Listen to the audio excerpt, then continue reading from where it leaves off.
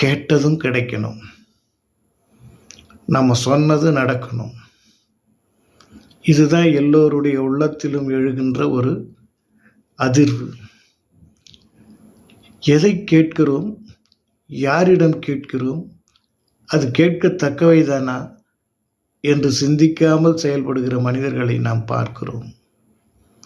சொன்னது கேட்கணும், யார் சொன்னதை கேட்கணும், யாருக்கு யார் கட்டுப்பட்டு இருக்கணும் அப்படிங்கிறத சிந்தித்து செயல்படணும்.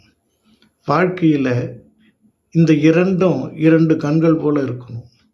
அப்போ தான் நமக்கு கேட்டது கிடைக்கும், நாம் சொன்னதையும் மற்றவர்கள் கேட்பார்கள். ஆகவே நாம் கேட்பது எது என்பதும், நாம் சொல்வதை மற்றவர்கள் கேட்க வேண்டும் என்கிற பொழுது எதை சொல்லுகிறோம் என்பதையும் சரியாக சிந்திக்க வேண்டும். சிந்திப்போமா? எல்லாம் என்பமயம்.